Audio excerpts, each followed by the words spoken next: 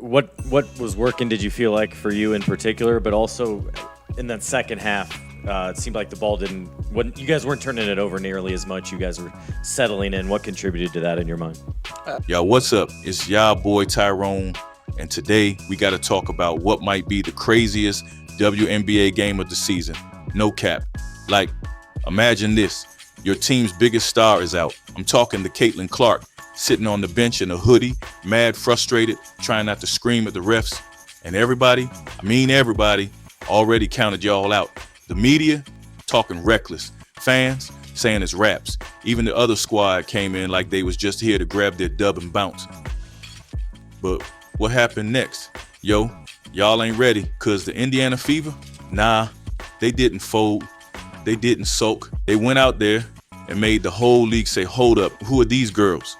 I'm talking clutch shots, players stepping up out of nowhere, and one red hot shooter who low-key might be the deadliest weapon in the league right now. So yeah, sit back, grab some snacks, and get comfy, cause this right here, wild. Let me tell y'all exactly how the Fever turned the whole narrative on its head without Caitlin Clark even touching the court. So boom, Caitlin Clark out. She ain't playing. Groin injury. She's sitting on the bench in street clothes looking like she want to jump in the game. So bad, you can feel it. Every time a ref made a dumb call, she was heated. Like, heated. But the real problem wasn't just Clark sitting. Nah, the Fever had already taken 2 straight losses before this game. Back-to-back losses. Confidence was low. The energy, even lower. And you know how folks online get, they was clowning them. Twitter was like, oh, so y'all ain't nothing without Caitlin. Told y'all they was carried. This team cooked without her. Man, the disrespect was loud. You had talking heads on ESPN and sports podcasts saying stuff like, this Fever team is just a media product. Take away Caitlin Clark and they're irrelevant. Nah, for real, it was brutal. The playoff hopes looking shaky. The vibes in Indiana, tense. Like, you could feel it in the arena. Everybody walking into Gainbridge Fieldhouse that night was like, all right, who even are we without Caitlin? That was the big question, the one nobody had an answer for yet. And Coach Stephanie White, she knew. She could feel that weight heavy on her players. Because let's be honest, a team built around a star always gets tested the second that star ain't there. This right here, this was a gut check, a moment where you find out what your squad is really made of. And what happened next? Yo, that's when things got spicy. Man, listen. Vegas saw that Caitlin wasn't playing and thought it was game over before the jump. You could see it in how they walked into the building, all calm, all smiles, like they was about to cruise through this one, no sweat. Real, let's get this easy dub and hit the hotel pool energy. The Ace has been that team, don't get me wrong. Back-to-back champs, stacked lineup, Olympic level talent, all that. Aja Wilson, certified bucket. They walk with that confidence like, y'all know who we are. But on this night, it was more than confidence. It was cockiness. Like they ain't even respect the Fever without Clark on the floor. I mean, if we keep it a buck, they probably circled this game on the calendar the moment they saw Clark was hurt. Like, that one's ours. They wanted to send a message. Y'all hyped up Indiana because of one player? Cute. Let's show them what a real team looks like. And Aja, she had that look like she was ready to feast. You could tell this game meant something deeper to her. Let's not act like the whole Caitlin Clark hype train ain't rubbed certain players the wrong way. Aja been that girl for years, MVP champion, and suddenly all the attention on Clark, that's got a sting. So yeah, this was personal. Vegas was trying to prove a point. We don't care if you on ESPN every night, we still run this league. But here's where they messed up. They came in thinking this was going to be easy and got hit with a squad that had nothing to lose and everything to prove. That's the worst kind of team to run into. All right, so let's get into it. Y'all ever seen a hooper who got all the talent in the world, but folks stay trying to put question marks on her name? That's been Kelsey Mitchell all season. Like, don't get it twisted. She can ball. Straight bucket getter. But the issue, she's been mad inconsistent. One night she dropping 22 like it's light work, and then next game she's shooting 3 for 15 like her controller got unplugged. So when Caitlin Clark sat out, everybody was like, "Hey Mitchell, it's your team now. What you got?" And yo, at first, it was looking bad, real bad. She came out bricking everything. I'm talking brick city. Missed her first few shots, couldn't find a rhythm, and you could see the frustration on her face. Like, she knew it. Whole arena was quiet, real awkward vibes. You could feel the doubt creeping in heavy. Here we go again. She folding when they need her most. Even the bench was tense. Fever's offense was sputtering. The aces smelling blood. It was feeling like one of them games that spirals out of control quick. But then Coach Stephanie White did something low-key genius.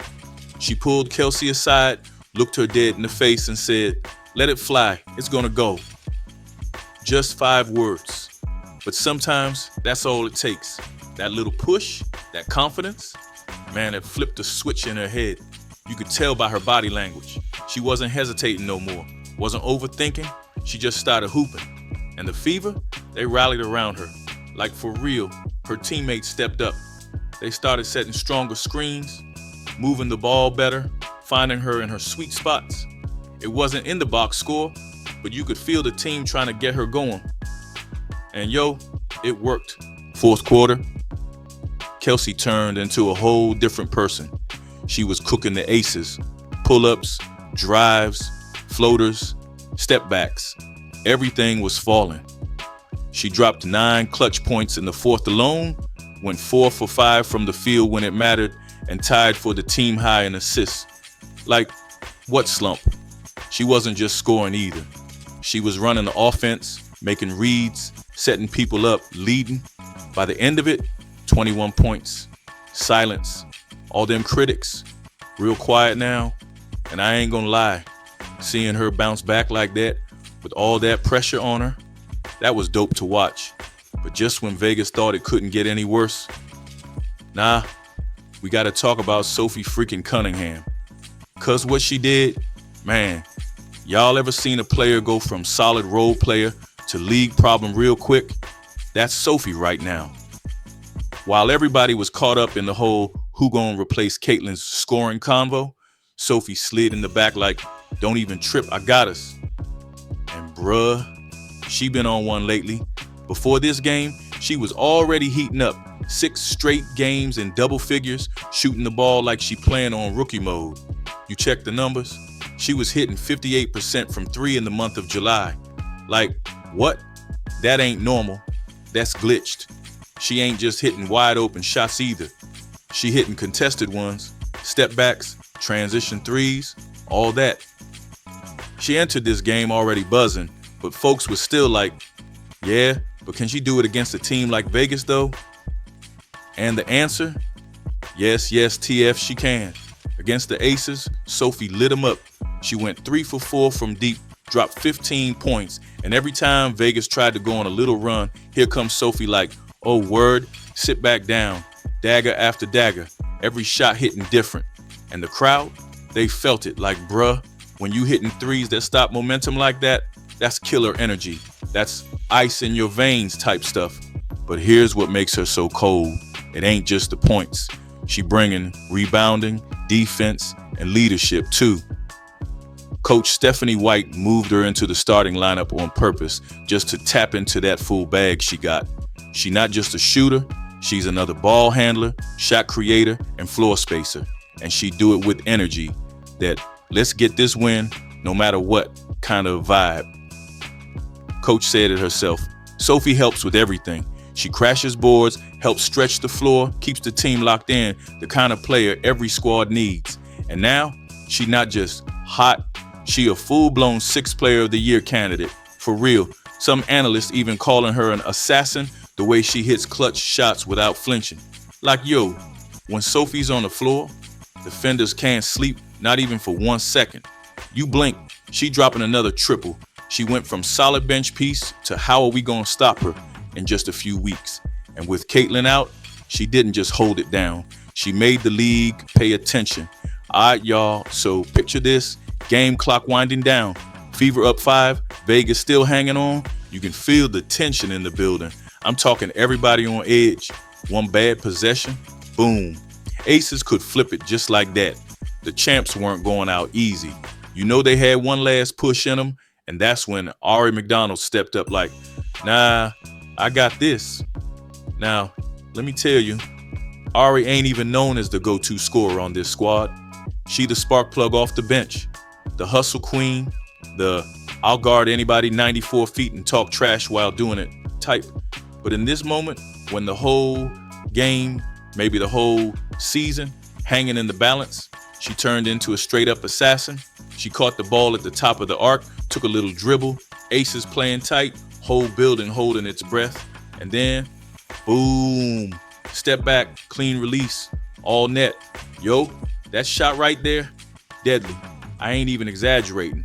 That 3 didn't just kill the comeback, it broke Vegas's spirit. You could see it in their body language, like, yeah, that's game. Crowd went nuts. Bench was jumping. Caitlin Clark damn near tackled somebody in street clothes. That's how hyped she was. And peep this, that was Ari's only shot of the entire fourth quarter. She took one shot and made it count like a boss.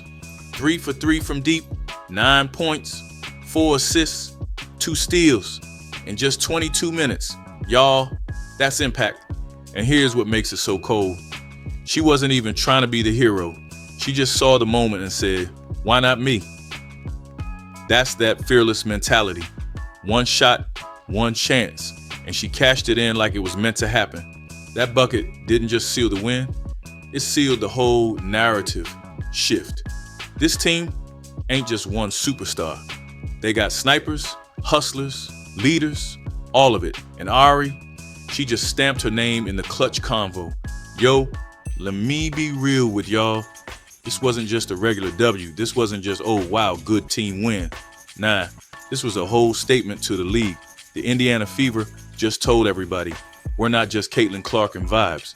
They said, we got dogs, we got shooters, we got heart. So go ahead, count us out again. See what happens. Like for real, they didn't just beat some random bottom tier team. They took down the defending champs, the back-to-back title holders, the team that's built like an Olympic roster without their franchise star. Let that sink in. And they ain't just beat them, they outplayed them. Kelsey Mitchell silenced all the haters. Sophie Cunningham been shooting like she trying to break the WNBA 2K sliders. Ari McDonald, cold-blooded. One shot, one dagger. Natasha Howard dominating the boards like she owned them. Defense locked in, chemistry tight, energy off the charts. And Caitlin, she wasn't even on the court, but she was right there with them, screaming, cheering, hyping up her girls like a true teammate. That's leadership, that's culture, that's teamwork. And yo, don't overlook this. With this win, they officially lead the season series over Vegas 2-1. That could be crucial when it comes down to playoff seeding later on. You already know every game counts now. So where does that leave the Fever? Right now, they sitting at 13-12, 6th place in the league and climbing. But more importantly, they just proved they're dangerous with or without Clark. And when Caitlin does come back, y'all better buckle up. Because if this team's already this nasty without her, with her, it's going to get scary for everybody else. Man, what a game. Like this wasn't just a little surprise win. This was one of them remember who we are moments. The Fever pulled up without Caitlin Clark and made the whole league look again. Kelsey dropped buckets when it mattered. Sophie turned into a flamethrower. Ari hit a cold-blooded dagger. And the whole squad locked in from tip-off to the final buzzer. This right here, that's how you earn respect. The hard way. So if you was one of the folks saying they cooked without Caitlin, you might want to start writing that apology letter now. Anyway, y'all already know what to do. Drop a red Hot Sophie in the comments if she had you jumping off the couch. Hit that like button, subscribe, and smash that bell so you don't miss the next time this team turns up again. It's your boy Tyrone holding it down as always, and I'll catch y'all next time on Hoop Talks. Stay locked in, stay loud, and stay repping the W. We out.